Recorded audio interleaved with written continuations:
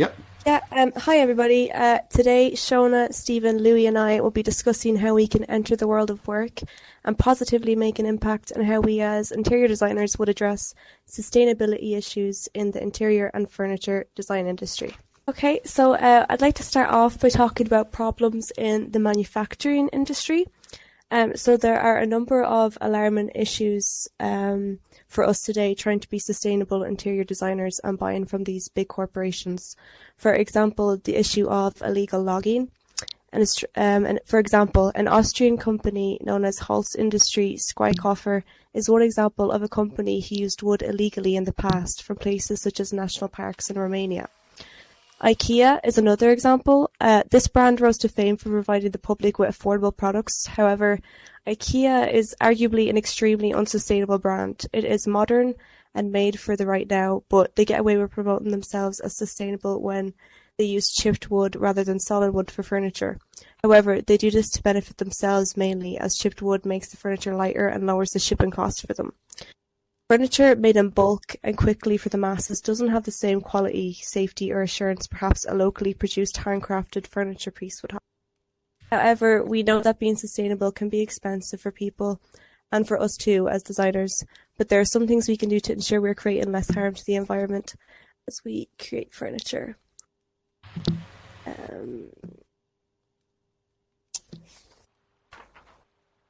So, of course, we can use sustainable materials. We can also use certified materials. Third-party certification programs are a really helpful way to make sure you're sourcing your materials from the right place. We can also research the transport history where we get our materials. As designers, to ensure where our wood comes from, we need to ask a lot of questions. When interacting with builders and shipping companies, we must make sure to check there is some kind of certificate in place that shows the wood source. We can try look for companies that do not use a lot of energy during transport. After all, energy is one of the biggest factors in climate change. Also, we can try to be multifunctional and focus on longevity of our products that we make. We can try to design furniture for the long haul that is like it used to be for our great-grandparents, etc. This means researching the lifespan of our materials, and the main idea here is quality over quantity, so classic over trendy, basically. But people do naturally seek change and want to change their surroundings as they grow.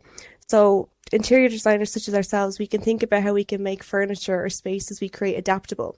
Maybe we can make furniture size adaptable or multifunctional so it can be flexible for customers when they need a size change. Or another way is making furniture that allows a certain personalization or minor replacement rather than dumping the whole piece altogether.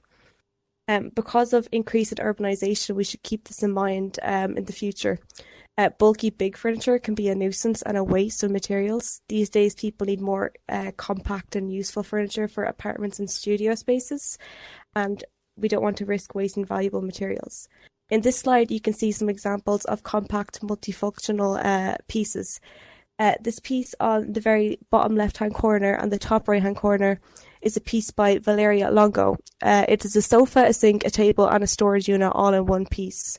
And in the other image on the bottom right-hand corner, you can see an example of chairs from a retailer, Harbour Housewares, where the chair slots perfectly into the table, creating more space for around the person. Keeping these things in mind, we can join the furniture and interior design workforce on a positive note.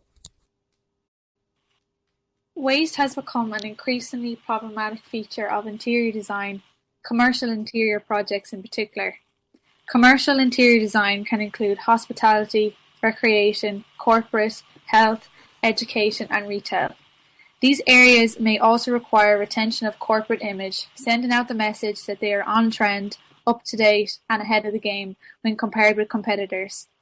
Updating appearances comes with a high turnover of waste. This results in a throwaway, tear-down society, ripping out buildings and premises to redo the interiors to meet the latest trend. They are typically changed every 6 years or so, placing a heavy burden on resources and generating unnecessary waste. The selection of unsustainable materials comes at a high cost. As a result of redesigning throughout the year, the embodied energy of these changes outweigh the operational energy costs of the actual building over a 40-year period. Interior designers play a key role in sustainability. Consciously or not, they have the power to choose alternatives that have lower environmental impacts. Therefore, it is essential that interior designers are aware of the environmental options that are available to them. Unfortunately, financial profit is still the dominant influence on designers' decisions, and this is one of the major reasons that change is slow and few decide to stray too far from conventional techniques. It is important for designers to be familiar with the hierarchy of waste, which is in my slide on the left, which begins with prevention. During refurbishment, it is possible to employ sustainable strategies such as reclaimed or salvaged furniture, recycled or recyclable flooring in order to prevent waste. Interior design can also communicate environmentalist values through its design. We as designers need to design for energy efficiency, design for low environmental impact, design for waste reduction, design for longevity and flexibility, and design for healthy environments. So with growing populations around the world, it's important that we do our part to help, not only with our general day-to-day waste from using keep cups with our coffees and things like that, but we also should ensure that our long-term investments are environmentally friendly and try not to get caught up in fast fashion in our own industry. Upcycling is a way to combat this, as instead of going down to the nearest department store like Harvey Norman's or previously mentioned IKEA, it promotes recycling older furniture from places like Oxfam with the liquid paint, and they can be just as nice and a lot cheaper than anything that you would get from the bigger stores that only use non-sustainable materials.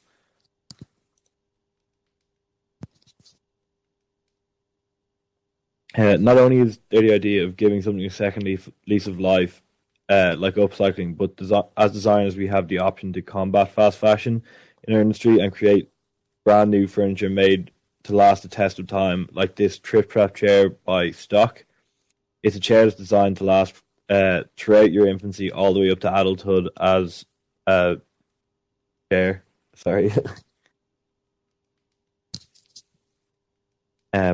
And then lastly, I had a look at materials that are used in construction and what alternatives we had. The first one on the left is a high-density polyurethane sheet called EcoSheet that can be used to replace any sort of sheet material you use in construction for like drywall or MDF or even plywood, as most of those materials are usually covered up anyway, so it doesn't really matter what it looks like. And the two on the right are substitutes for concrete. Seems concrete is one of the least environmentally friendly things you can use while building. It is estimated for every 1,000 kilos of cement we produce, around 900 kilos of CO2 is emitted into our atmosphere, and therefore that means that 5% of the world's CO2 emissions come from concrete alone. On the top right is ferroc, which is a type of concrete made from waste metal filings and waste glass from industrial work. And on the bottom right is a product called timbercrete, and it's a blend of sawmill waste, cement, sand, and binders. And although both of these still use cement in their mix, they actually reduce carbon emissions overall, as they tend to use like locally sourced waste materials as the filler in the products. I'd like to break away from the material and discuss large-scale sustainability as well as individuality. It's really hard to avoid really big corporations or political events or countries or cities when talking about large-scale sustainability. A great example of that is Autodesk in our field of practice. It's a multinational software corporation that makes software services for architects, interior designers, and it was ranked 100 in the top sustainable businesses in the world. And that might not sound like a lot, but it is massive considering there are millions of businesses in the world. And I'd like to point out that comparisons kind of ruins the large-scale sustainable kind of comparison because it takes too much into account. I'd like to point out the United Nations Earth Summit as an example. A lot of people tend to be comparing the things nowadays, what happened in 1992 and the things discussed in 1990. Relevant because things are so different. Another comparison would be to compare the most sustainable and least sustainable countries in the world. Here we see Tonga on the left, which is the most sustainable country in the world, and the United States on the right, which is the second most sustainable place in the world. But they're incomparable. They're totally different places. May have similarities in terms of sustainability, but away from that, they are comparable. Tonga has a population of 108,000 people, and America has 327 million. So it was this that made me look into individuality. I learned from a gentleman called Jeremy Moon in a TEDx talk that focusing on a thing called self-image congruence can be massively beneficial, talking about sustainability, especially on a large scale. Self-image congruence is we discuss basically how we portray ourselves, discuss the individual things we bring to our lives that we would like to reflect on the world. We see Jeremy Moon on the left and on the right an individual sticking out, and it's this idea that being individual and following your own path and not going elsewhere will bring you to the right societies, right communities, and then will affect the more sustainable or large-scale sustainable areas in your life. And it reminded me of the class itself. When Loxa Key came in and discussed virtual identities and who we are, how we displayed ourselves, as well as Sidearm discussed with us about our personas and the virtual ability island and our different communities, and depending on how you portray yourself, where you're welcome and where you go. And in conclusion, these are kind of the morals and the inspirations we will all take to our field of practices in order to cultivate a more kind of environmentally friendly, morally grounded career and lifestyle. And on that note, I'd like to conclude the presentation.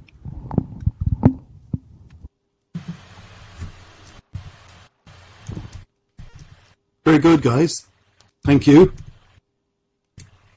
Thanks for listening. Well done. Firstly, well done for going first. It's never easy to go first. Secondly, well done for everything working technically. And you had a nice selection of slides and they all came up when they should have. And thirdly, well done for each of you speaking so well, clearly and coherently. So I think overall, an excellent presentation, very impressive. And thank you all very much indeed.